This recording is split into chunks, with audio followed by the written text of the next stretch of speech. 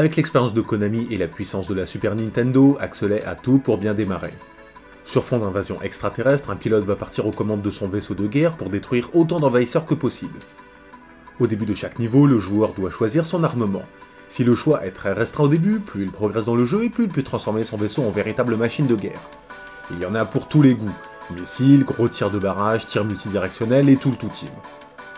Après, le jeu tire pleinement parti du mode 7 de la bécane. Même si ça file un peu la gerbe, on a vraiment une impression d'horizon.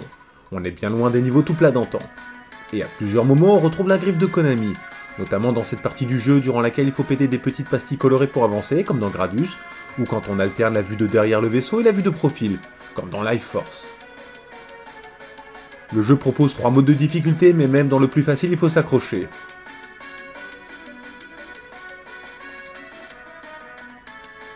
Les ennemis sont nombreux, ça blaste dans tous les sens, les boss vous colleront de grosses dérouillées si vous ne vous crachez pas lamentablement tout seul contre le décor. Le vaisseau n'est pas pour autant fragile, loin de là. Il peut même encaisser plusieurs tirs avant d'exploser. Cependant, à chaque coup au but, il risque de perdre une de ses options de tir. On peut alors très vite se retrouver avec un tir ridicule et absolument inefficace. Dure la vie de héros.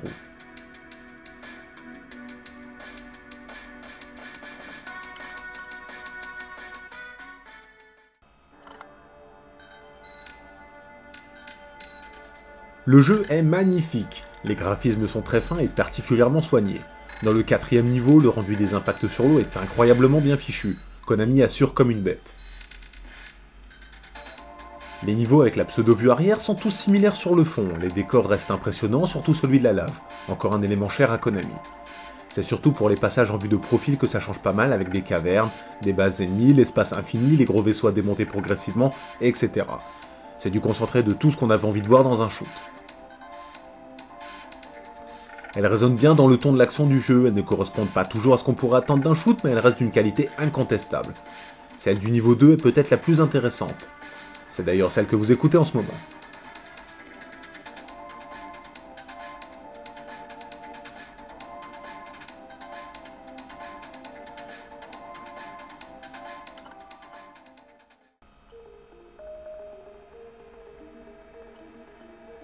Une option relativement énervante a été incorporée au jeu.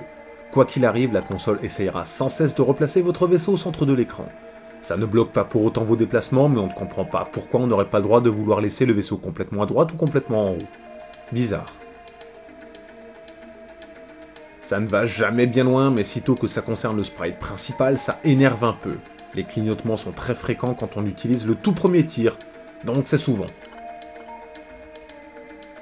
On choisit l'armement du vaisseau en début de chaque niveau, puis on bascule d'un tir à l'autre avec les boutons L et R. En cours de partie, les ennemis ne laissent derrière eux qu'explosions et débris. Pas d'options, pas de bonus, rien. C'est rare pour un shoot et ça manque cruellement.